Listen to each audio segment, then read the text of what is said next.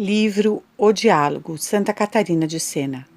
Primeira parte. Roteiro da formação apostólica. 2. Princípios fundamentais da formação apostólica. 1. A penitência sozinha não dá reparação à culpa. Então a verdade eterna arrebatou em si, com maior violência, o desejo daquela serva, tal qual acontecia no Antigo Testamento, quando o fogo do céu descia sobre os holocaustos oferecidos a Deus e consumia a oferenda a Ele agradável. A doce verdade enviou o fogo do Espírito Santo sobre aquela serva e aceitou o sacrifício de amor que ela fazia de si mesma. Dizia-lhe: "Minha filha, não o sabes? Todos os sofrimentos que um homem suporta ou pode suportar nesta vida são insuficientes para satisfazer pela menor culpa. Sendo eu um bem infinito, a ofensa cometida contra mim pede satisfação infinita. Desejo que o compreendas. Os males dessa existência não são punições, mas correção a filho que ofende. Assim a satisfação se dá pelo amor, pelo arrependimento e pelo desprezo do pecado. Esse arrependimento é aceito em lugar da culpa e do reato, não pela virtude dos sofrimentos padecidos, mas pela infinitude do amor. Deus, que é infinito, quer amor e dor infinitos. A dor por ele desejada é infinita em dois sentidos: com relação à ofensa feita contra o Criador e com relação àquela feita ao próprio homem. Quem se acha unido a mim por um amor infinito, sofre quando me ofende ou vê que outros me ofendem. Igualmente, quando batesse no corpo ou no espírito, qualquer seja a sua origem, tem merecimento infinito. Dessa forma, satisfaz pela culpa, que era merecedora do inferno. Embora praticadas no tempo finito, são ações válidas, pois fortalecem-nas as virtudes, a caridade, a contrição, o desprezo da culpa, que são infinitos. Foi quanto ensinou Paulo ao afirmar: se eu falasse a língua dos anjos, adivinhasse o futuro, partilhasse os meus bens com os pobres e entregasse o corpo às chamas, mas não tivesse a caridade, tudo isso de nada valeria. 1 Coríntios 13:13. O glorioso apóstolo faz ver que os gestos finitos são insuficientes para punir ou satisfazer, sem a força da caridade. 2. A culpa é reparada pelo amor. Filha, fiz-te ver que a culpa não é reparada neste mundo pelos sofrimentos, suportados unicamente como sofrimentos, mas sim pelos sofrimentos aceitos com amor, com desejo, com interna contrição. Não basta a força da mortificação. Ocorre o anseio da alma. O mesmo acontece, aliás, com a caridade e qualquer outra virtude que somente possuem valor e produzem a vida em meu Filho Jesus Cristo crucificado, isto é, na medida em que a pessoa dele recebe o amor e virtuosamente segue as suas pegadas. Somente assim adquirem valor. As mortificações satisfazem pela culpa na feliz comunhão do amor, adquirido na contemplação da minha bondade. Satisfazem graças à dor e à contrição, quando praticadas no autoconhecimento e na consciência das culpas pessoais. Esse conhecimento de si gera desprezo pelo mal, pela sensualidade, induz o homem a julgar-se merecedor de castigos, indigno de recompensa. Assim acrescentava a doce verdade: é pela contrição interior, pelo amor paciente e pela humildade, considerando-se merecedora de castigos e não de prêmio, que a pessoa oferece reparação. 3. O caminho da verdade. Tu me pedes sofrimentos como reparação das ofensas cometidas contra mim pelos homens. Desejas conhecer-me e amar-me como suma verdade. O caminho para atingir o conhecimento verdadeiro e a experiência do meu ser, vida eterna que sou, é este. Nunca abandones o autoconhecimento. Ao desceres para o vale da humildade, reconhecer-me-ás em ti, e de tal conhecimento receberás tudo aquilo de que necessitas. Nenhuma virtude tem valor sem a caridade. No entanto, é a humildade que forma e nutre a caridade. Conhecendo-te, tu te humilharás ao perceber que por ti mesma nada és. Verás que o teu ser procede de mim, que vos amei, a ti e aos outros, antes de virdes à existência. Além disso, quando quis recriar-vos na graça, com inefável amor, eu vos lavei e vos concedi uma vida nova no sangue do meu Filho unigênito, naquele sangue derramado num grande incêndio de amor. Para quem destrói em si o egoísmo, é no autoconhecimento que tal sangue manifesta a verdade. Não existe outro meio. Por meio dele, o homem, em inexprimível amor, conhece-me e sofre. Não com um sofrimento angustiante, aflitivo e árido, mas com uma dor que alimenta interiormente. Ao conhecer a verdade, a alma sofrerá terrivelmente, pois toma consciência dos próprios pecados e vê a cega ingratidão humana. Nenhuma dor sofreria se não amasse. 4. A satisfação reparadora mede-se pelo amor. Logo que tu e meus servidores conhecerdes a minha verdade, através daquele caminho, tereis de sofrer tribulações, ofensas e desprezos por palavras e ações, até a morte. Tudo isso para a glória e louvor do meu nome. Sim, padecerás, sofrerás. Tu e meus servidores, portanto, armai-vos de muita paciência, arrependimento de vossos pecados e de amor à virtude, para a glória e louvor do meu nome. Agindo assim, aceitarei a reparação das culpas tuas e dos demais servidores. Pela força do amor e caridade, vossos sofrimentos serão suficientes para dar satisfação e reparação por vós mesmos e pelos demais. Pessoalmente, recebereis o fruto da vida. Serão canceladas as manchas dos vossos pecados. Já não me recordarei de que me ofendestes. Quanto aos outros, graças ao vosso amor, concederei o perdão com conformidade com suas disposições. Para aqueles que se dispuserem com humildade e respeito aos ensinamentos dos meus servidores, perdoarei a culpa e o reato. Como? No sentido de que tenham um autoconhecimento perfeito e a contrição dos pecados. Tais pessoas, graças à oração e à caridade dos meus servidores, obterão o perdão. Exige-se, porém, humildade no acolhimento, e obterão com maior ou menor intensidade, de acordo com a intenção que tiverem de fazer frutificar a graça. Para os cristãos em geral, afirmo que pelos vossos anseios haverão de obter a remissão e o cancelamento das culpas. A não ser que sua obstinação seja tamanha que prefiram ser reprovados por má vontade com desprezo do sangue com que foram amorosamente remidos. Estes, que favores receberão?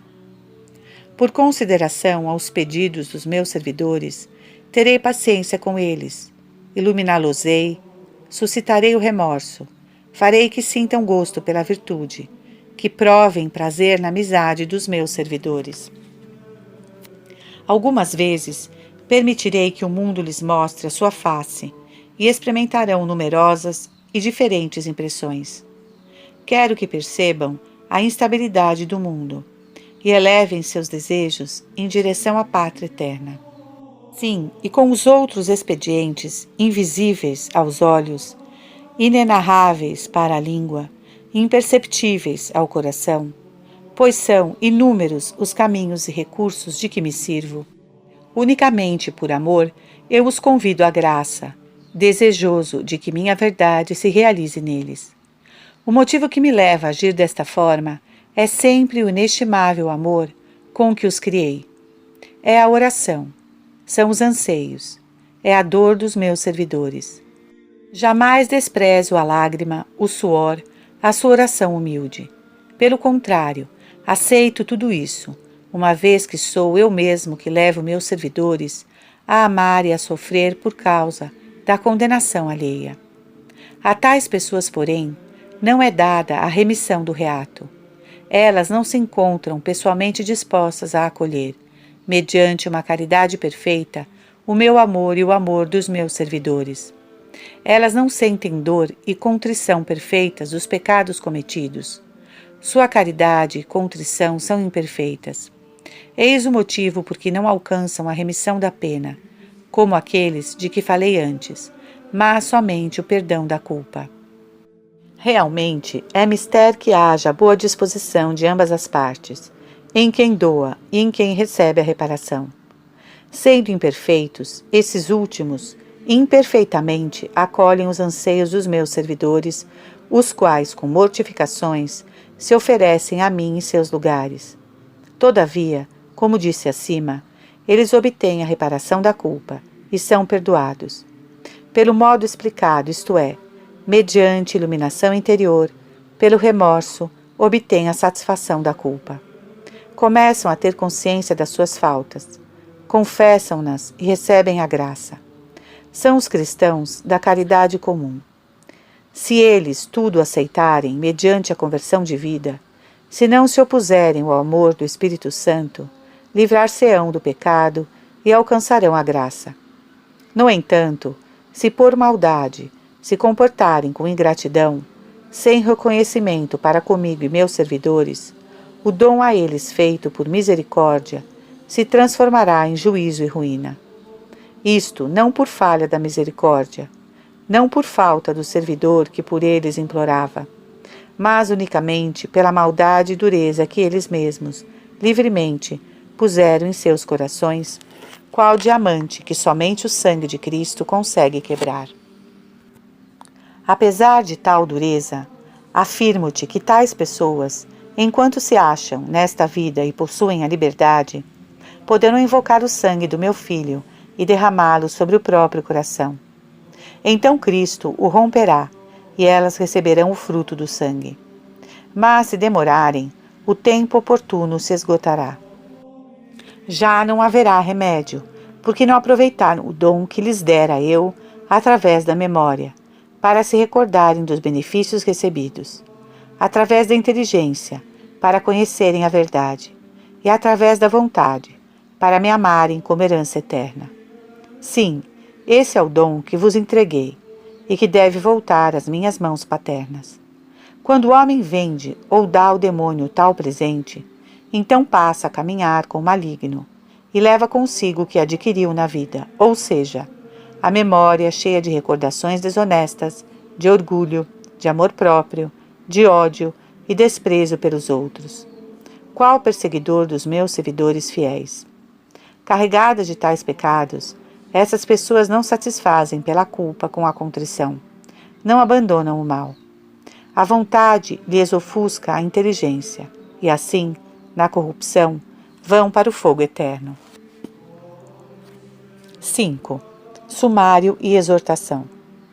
Ficas assim sabendo que a penitência dá reparação à culpa através da contrição perfeita, não em força das mortificações em si mesmas. Relativamente aos que se acham na via da perfeição, repara-se não somente pela culpa, mas também pelo reato. Quanto aos que vivem na caridade comum, somente a culpa é perdoada. Esses últimos, libertos do pecado mortal, recebem o dom da graça, mas não possuindo uma contrição e amor suficientes para cancelar o reato, quando morrem vão para o purgatório. Como vês, cada um oferece reparação de acordo com o grau de caridade que possui por mim, bem infinito.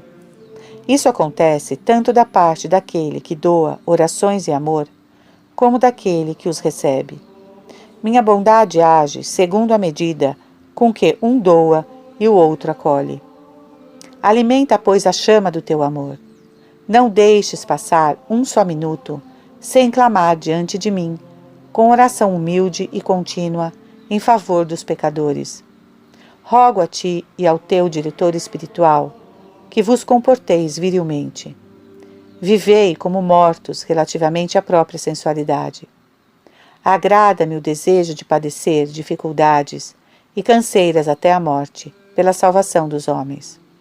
Quanto mais alguém suporta dores, mais demonstra que me ama. Amando-me, conhecerá melhor a verdade, e quanto mais a conhecer, maior será sua dor por ver-me ofendido. Pedias-me sofrimentos, que punissem tua pessoa os pecados alheios. Não percebias que, na realidade, estavas implorando amor, luz, conhecimento da verdade. Já afirmei que a dor e os sofrimentos aumentam na medida do amor. Quanto maior a caridade, maior a dor. Garanto-vos, pedi e recebereis. Não deixo de atender a quem me suplica com retidão. Convence-te de que a caridade está intimamente unida à paciência. Impossível perder uma delas sem perder a outra. Ao optar pelo meu amor, o homem faz opção também de sofrer por minha causa, qualquer seja a modalidade da dor. É na adversidade que se prova ter paciência e amor. Comportai-vos, portanto, virilmente. Agindo de outra forma, não demonstrareis ser, nem o seríeis realmente, esposos fiéis e filhos da verdade. Nem provaríeis aspirar pela minha glória e pela salvação dos homens. 6. Toda virtude é praticada no próximo.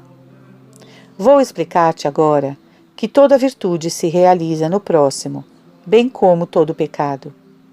Toda pessoa que vive longe de mim prejudica o próximo, e a si, dado que cada um é o primeiro próximo de si mesmo. Tal prejuízo pode ser desordem geral ou pessoal. Em geral, porque sois obrigados a amar os demais como a vós mesmos. De que maneira? Socorrendo espiritualmente pela oração, dando bom exemplo, auxiliando quanto ao corpo e quanto ao espírito, conforme as necessidades. No caso de alguém nada possuir, pelo menos há de ter o desejo de auxiliar. Quem não me ama, também não ama os homens, por isso não os socorre. Quem despreza a vida da graça, prejudica antes de tudo a si mesmo, mas prejudica também os outros, deixando de apresentar diante de mim, como é seu dever, orações e aspirações em favor deles. Todo e qualquer auxílio prestado ao próximo deve provir do amor que se tem por aquela pessoa, mas como consequência do amor que se tem por mim. Da mesma forma, todo mal se realiza no próximo, e quem não me ama também não tem amor pelos outros. A origem dos pecados está na ausência da caridade para comigo e para com o homem. Para fazer o mal, basta que se deixe de fazer o bem. Contra quem se age, a quem se prejudica na prática do mal? Primeiramente contra si mesmo, depois contra o próximo. A mim não me prejudica. Eu não posso ser atingido, a não ser no sentido de que considero feito a mim o que se faz ao homem. Será um prejuízo que leva à culpa com privação da graça, e nesse caso, coisa pior não poderia acontecer. Ou será uma recusa de afeição e amor, obrigatórios, e quem exigem o socorro pela oração e súplicas diante de mim. Tudo isso é auxílio de ordem geral, porque é devido aos homens em comum. O auxílio de ordem pessoal consiste na colaboração prestada às pessoas com quem convivemos, pois existe a obrigação aos homens de se ajudarem mutuamente com bons conselhos, ensinamentos, bons exemplos e qualquer outra boa obra de que se necessite. O bom conselho há de ser desinteressado, como se fosse dado a si mesmo, sem segundas intenções egoístas. Quem não me ama, certamente não agirá convenientemente e prejudicará os demais. Nem serão apenas prejuízos por omissão do bem, mas ações más e danos até repetidos.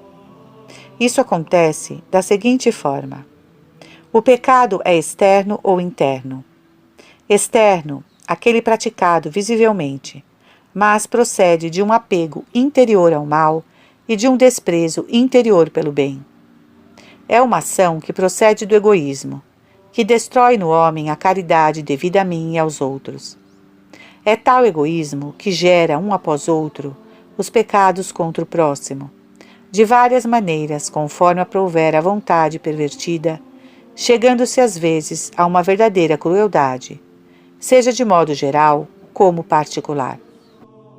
De modo geral, quando uma pessoa põe a si mesma e aos demais em perigo de morte espiritual e condenação eterna pela privação da graça, a maldade chega a ser tão grande que o homem, sem amor pelo bem e sem fugir do mal, já não cuida de si, nem dos demais.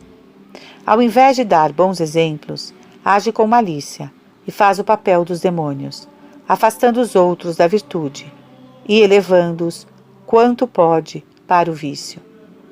Trata-se de uma autêntica crueldade contra a própria alma, no esforço de privá-la da graça e dar-lhe a morte espiritual. Por ganância, pratica ações más. Deixa de auxiliar o próximo com os bens que possui e até se apossa do alheio, expoliando os mais pobres. Outras vezes, por abuso de autoridade ou por engano e fraude, obriga o vizinho a vender seus bens e até sua pessoa. Ó crueldade detestável, que não fruirás da misericórdia divina, a menos que o responsável retorne à piedade e ao amor pelos demais. Acontece também que o pecador diga palavras injustas, provocando até homicídios. Cometam-se ainda desonestidades e impurezas. Pessoas há que chegam a assemelhar-se aos animais irracionais com muita podridão. Pior é que com tais atos não atingem apenas 2 ou 3 pessoas, mas todos aqueles que deles se aproximam por amizade ou necessidade social. E a soberba, contra quem age? Exatamente contra o próximo por causa da procura da fama pessoal. Acreditando-se maior que os demais, o orgulhoso desagrada aos outros e os ofende. No caso de ocupar cargos, pratica injustiças e maldades, qual mercador de carne humana. Ó filha querida, lamenta-te porque sou ofendido. Chora sobre esses mortos, para que sua morte espiritual seja vencida pela oração. Vê como em toda parte, em todas as classes sociais, peca-se contra e através do próximo. É contra o homem que se age de modo oculto e manifesto. De modo oculto, negando-lhe aquilo a que tem direito, de modo manifesto, através dos vícios de que te falei. É realmente verdade, portanto, que as ofensas cometidas contra mim acontecem através do homem. 7. É no homem que se ama a Deus. Como disse, todos os pecados são cometidos através do próximo, no sentido de que eles são a ausência da caridade, que é a forma de todas as virtudes. No mesmo sentido, o egoísmo, que é a negação do amor pelo próximo, constitui-se como razão e fundamento de todo o mal. Ele é a raiz dos escândalos, do ódio, da maldade, dos prejuízos causados aos outros. O egoísmo envenenou o mundo inteiro e fez adoecer a hierarquia da Igreja e o povo cristão. Já te disse que as virtudes se fundamentam no amor pelos outros. É da caridade que as virtudes recebem a vida. Sem ela, nenhuma virtude existe, pois as virtudes se adquirem no puro amor por mim. Afirmei igualmente que o autoconhecimento produz na pessoa a humildade e a repulsa da paixão sensível, fazendo-a conscientizar-se da lei perversa que existe em seus membros e continuamente luta contra o espírito. Diante disto, o cristão luta e se opõe à sensualidade, com empenho a submete à razão e procura descobrir em si mesmo a grandeza de minha bondade. Inúmeros são os favores que lhe faço. Ao reconhecer que gratuitamente o retirei das trevas e o transferi para a verdadeira sabedoria, no autoconhecimento ele se humilha. Assim, consciente da minha benevolência, o homem me ama direta e indiretamente. Diretamente, não pensando em si mesmo ou interesses pessoais. Indiretamente, através da prática da virtude. Toda virtude é concebida no íntimo do homem por amor de mim. Fora do ódio ao pecado e do amor à virtude, não existe maneira de me agradar e de se chegar até mim. Depois de ter concebido interiormente a virtude, a pessoa a pratica no próximo. Aliás, tal modo de agir é a única prova de que alguém possui realmente uma virtude. Quem me ama procura ser útil ao próximo. Nem poderia ser de outra maneira, dado que o amor por mim e pelo próximo são uma coisa só. Tanto alguém ama o próximo quanto me ama, pois de mim se origina o amor do outro. O próximo, eis o meio que vos dei para praticardes e manifestardes a virtude que existe em vós. Como nada podeis fazer de útil para mim, deveis ser de utilidade ao homem. Essa é a prova de que estou presente em vós pela graça. Se auxiliais os outros com orações numerosas e humildes, se desejais minha glória e a salvação dos homens. Quem se apaixona por mim jamais cessa de trabalhar pelos outros, de modo geral ou particular, com maior ou menor empenho, segundo as disposições do beneficiado e do benfeitor. Disto já falei antes, quando expliquei que a mortificação, sem o amor, é insuficiente para cancelar a culpa. Assim, graças ao amor que o une a mim, o homem torna-se útil ao próximo. Preocupado com a salvação alheia, ama o próximo, presta-lhe serviços em suas necessidades. Depois de ter cuidado de si, pela aquisição interior das virtudes, esforça-se por descobrir as precisões do próximo também no plano individual. Além de ajudar no plano geral, passa a prestar auxílios às pessoas mais próximas, de acordo com os diversos dons que lhe dei, ou seja, ensinando e orientando a uns com palavras, sem interesses pessoais nem medo, a outros com o bom exemplo. De fato, é obrigação de todos edificar os demais com uma vida boa, santa e honesta. São essas as virtudes que o homem pratica no próximo. Existem outras mais e seria impossível enumerá-las todas. Idealizei-as em multiplicidade e não as concedo todas a todos. A uns dou umas, a outros outras. De fato, quem possui uma delas possui todas, porque as virtudes são conexas. Embora eu conceda muitas virtudes, uma delas será como que a principal entre as demais. Por exemplo, a uma pessoa darei como virtude maior a caridade, a outra a humildade, a outra a fé viva, a outra a prudência, a temperança, a paciência, a fortaleza. Tais virtudes e outras ainda concedo aos homens diversificadamente. Uma delas constituirá o elemento virtuoso preponderante, dispondo o indivíduo a uma vivência maior desta virtude. Essa virtude maior dominará sobre todas as demais, porém todas elas estarão interligadas pela caridade, como já disse. São muitos os dons, graças, virtudes e favores espirituais ou corporais que concedi aos homens. Corporais são aqueles necessários à vida humana. Dei-os diversificadamente, isto é, não os coloquei todos em cada pessoa, para que fosseis obrigados a vos auxiliar mutuamente. Poderia ter criado os indivíduos, dotando-os de todo o necessário, seja na alma como no corpo, mas preferi que um necessitasse do outro, que fosseis administradores meus no uso das graças e benefícios recebidos. Dessa forma, querendo ou não, o homem haveria de praticar a caridade, muito embora não seja meritória a benevolência não realizada por meu amor. Como vês, a fim de que os homens exercitassem o amor, filhos meus administradores, e os coloquei em diferentes estados de vida, em diferentes posições. Isto nos mostra como existem muitas mansões em minha casa, e como nada mais desejo que o amor. O amor por mim se consuma no amor pelo próximo. Quem ama o próximo já observou a lei. Quem me ama pratica todo o bem possível, em seu estado de vida, para o benefício dos outros. 8. É na dificuldade que se provam as virtudes. Acabei de explicar como, sendo útil ao próximo, o homem manifesta seu amor por mim. Agora vou dizer como cada pessoa mostra possuir a paciência ao ser injuriada pelos outros. A humildade, quando se acha diante do orgulhoso. A fé diante do infiel. A esperança na presença de quem nada espera. A mansidão e a benignidade ante o irracível. Todas essas virtudes revelam sua existência e são exercitadas no próximo, da mesma forma como é nele que os maus cometem seus pecados. Vê bem, é diante da soberba que aparece a humildade. O homem humilde vence o orgulho, pois o orgulhoso é incapaz de prejudicar quem é humilde.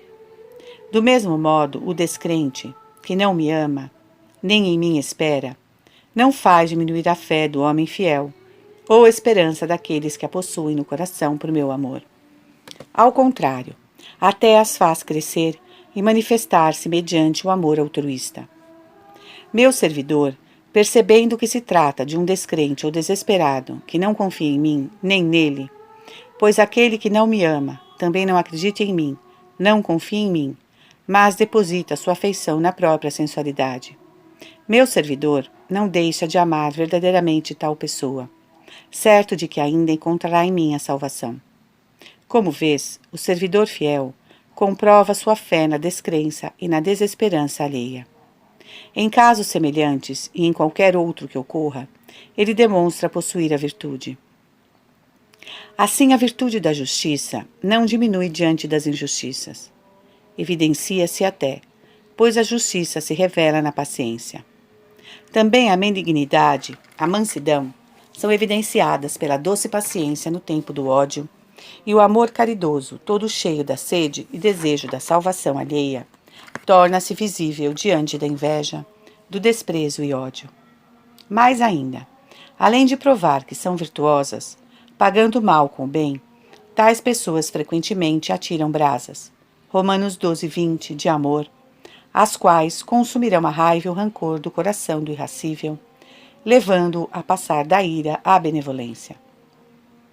Tudo isso acontece graças à caridade e perfeita paciência daquele que suporta a raiva e demais defeitos do malvado. Relativamente às virtudes da fortaleza e perseverança, elas são comprovadas mediante os longos sofrimentos, as ofensas, as difamações daqueles que procuram afastar o servidor fiel do caminho verdadeiro, seja com atrativos, seja com ameaças. Quando o servidor fiel possui a fortaleza interior, mostra-se realmente forte e perseverante, dando prova disso no contato com os homens.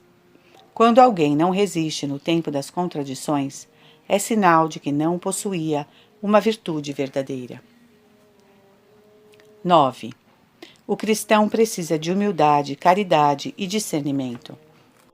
Tais são as ações santas e agradáveis que exijo dos meus servidores, ou seja, as virtudes internas devidamente comprovadas. Eu não me contento com os atos só externos, corporais, realizados em diferentes e numerosas mortificações, com atos que na realidade são apenas meios para se atingir a virtude. Tais penitências pouco me agradam se não se fazem acompanhar das virtudes internas, indicadas acima.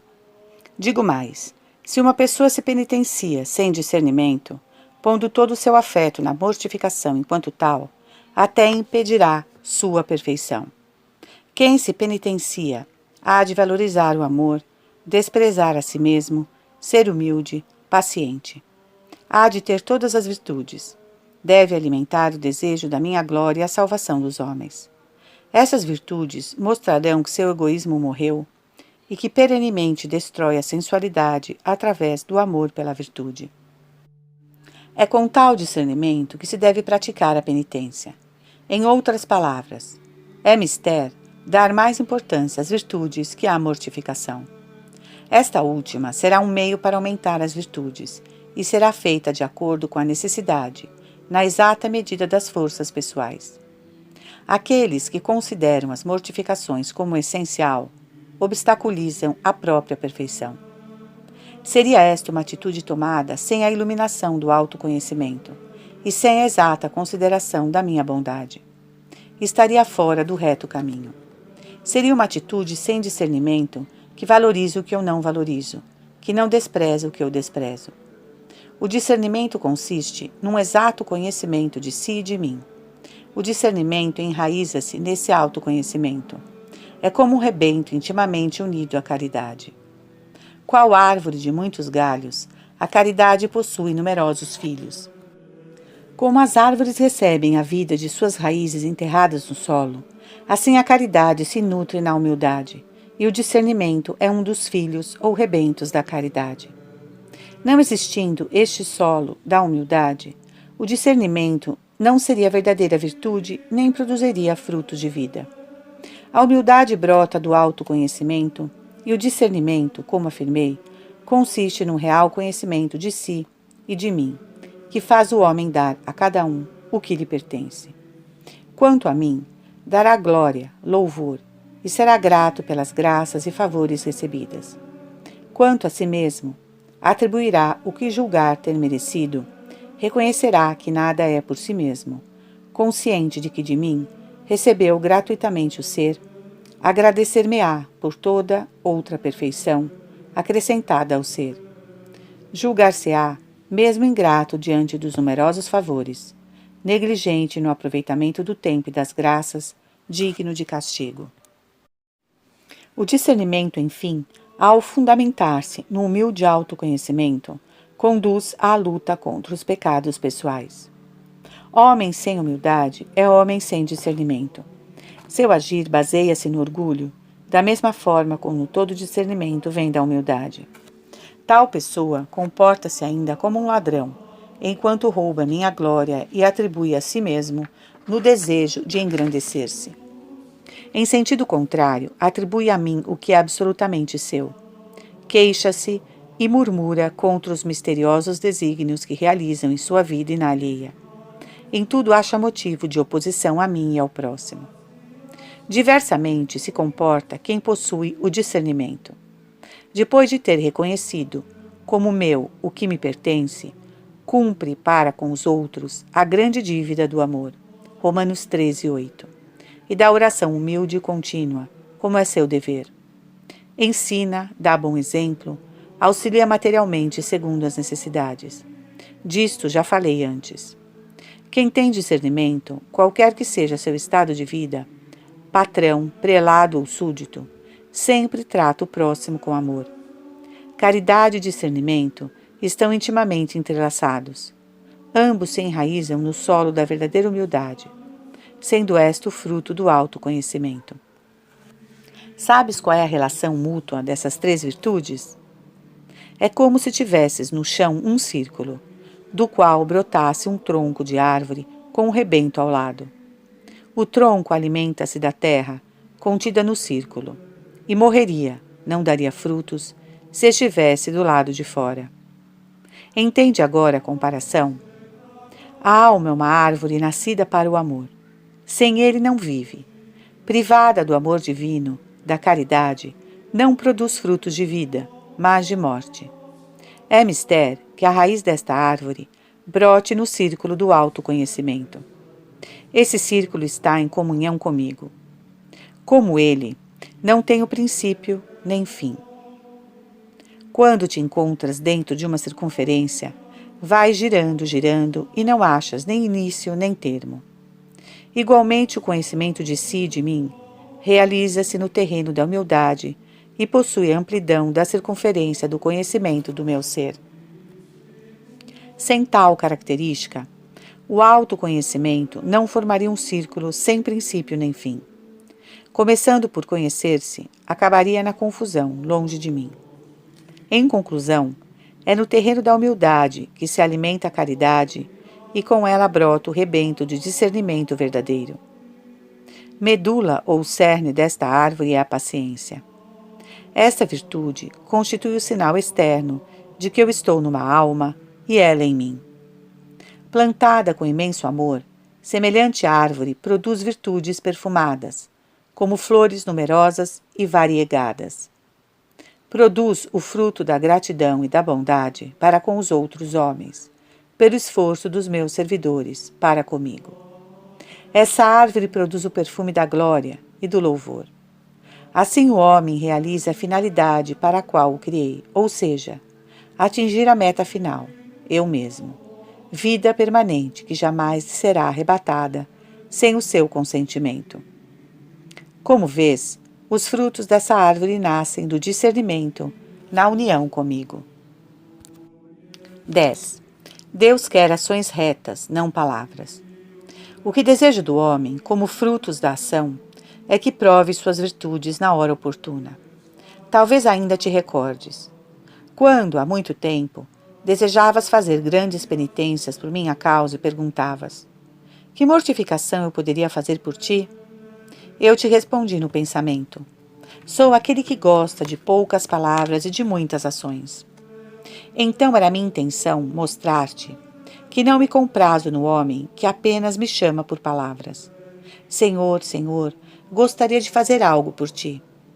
Ou naquele que pretende mortificar o corpo com muitas macerações, mas sem destruir a vontade própria.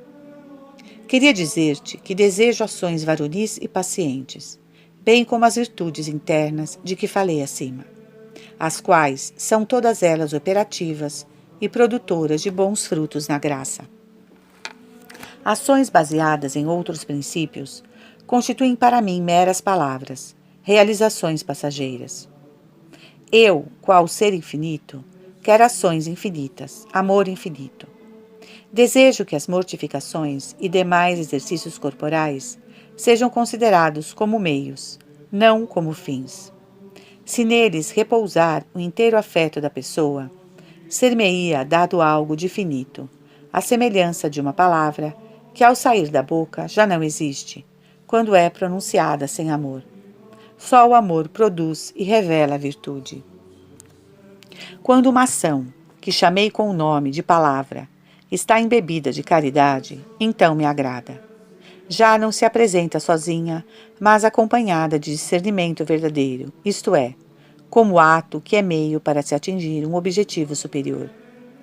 Não é exato olhar a penitência ou qualquer outro ato externo como base e finalidade principal. São obras limitadas, seja porque praticadas durante esta vida passageira, seja porque um dia a pessoa terá de deixá-las por resolução pessoal ou por ordem alheia. Umas vezes as abandonará o homem coagido pela impossibilidade de continuar o que começou. Isto acontece em situações diversas. Outras vezes, por obediência à ordem do superior. Aliás, nesse caso, se as continuar, não terá merecimento algum e cometerá até uma falta. Como percebes, as mortificações são coisas finitas e, como tais, hão de ser praticadas. São meios, não finalidade. Quem as assume como finalidade, sentir-se-á vazio quando tiver de abandoná-las. Foi quanto ensinou o glorioso apóstolo Paulo ao vos convidar em sua carta, Colossenses 3,5, a mortificar o corpo e a destruir a vontade própria, ou seja, a refrear o corpo mortificando a carne quando ela se opõe ao espírito. A vontade própria deve ser destruída e submetida à minha. Tal coisa é feita pela virtude do discernimento, como expliquei antes. Com o desprezo do pecado e da sensualidade, por efeito do autoconhecimento. Eis a espada que mata e corta todo egoísmo. Eis os servidores que não me apresentam somente palavras, mas ações. Eles formam o meu prazer. É em tal sentido que afirmava eu que desejo poucas palavras e muitas ações. Ao dizer muitas, não me refiro à quantidade. É o desejo da alma alicerçado no amor que vivifica as virtudes que há de atingir o infinito. Também não quis manifestar desprezo pela palavra. Apenas afirmei que desejava poucas palavras, a indicar que todas as ações externas são finitas. Indiquei-as com o termo poucas, mas elas bem que me agradam quando são feitas como meios para adquirir a virtude, sem a conotação de objetivo principal. Não se deve considerar como mais perfeito o grande penitente que arrasa o seu corpo ao fazer a comparação com alguém que se mortifica menos. Como já disse, seu merecimento não está nisso. Se assim fosse, mal estaria quem, por razões legítimas, não pode fazer atos de penitência externa e vive unicamente na prática do amor, sob a luz do discernimento, sem poder agir diversamente. O discernimento leva o homem a amar-me sem limites, sem restrições, já que sou a verdade suma e eterna. É relativamente ao amor ao próximo que o discernimento impõe limites e forma de amar. Ao brotar da caridade, o discernimento faz amar o próximo ordenadamente. Pela caridade exercida com retidão, ninguém pode pecar, prejudicando-se sob o pretexto de ser útil aos outros. Não seria caridade com discernimento se alguém cometesse um pecado para salvar o mundo inteiro do inferno ou para adquirir um grande ato de virtude. Seria falta de discernimento, pois é ilícito fazer uma grande ação virtuosa ou beneficente através de um ato pecaminoso. O verdadeiro discernimento ordena-se da seguinte forma: faz o homem orientar todas as suas faculdades a me servirem com virilidade e solicitude. Amar o próximo realmente, mesmo sacrificando 1000 vezes a vida corporal, se fosse possível, para a salvação alheia. Suportar dificuldades e aflições para que o outro possua a vida da graça, colocar seus bens materiais a serviço do outro. Eis quanto realiza o discernimento na medida em que procede do amor. Compreendes, assim, que o homem que deseja ter a graça, com discernimento, tributar-me-á amor infinito, sem restrições. Quanto ao próximo, ter-lhe-á, juntamente com esse amor infinito, uma caridade ordenada, não se prejudicando com pecados, sob pretexto de ajudá-lo.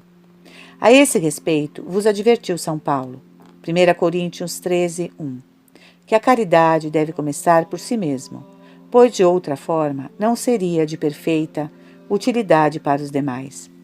No caso de imperfeição interior, imperfeitas serão as obras feitas para si e para o próximo. Não é certo que alguém, para salvar pessoas finitas e criadas por mim, viesse a ofender-me enquanto bem infinito.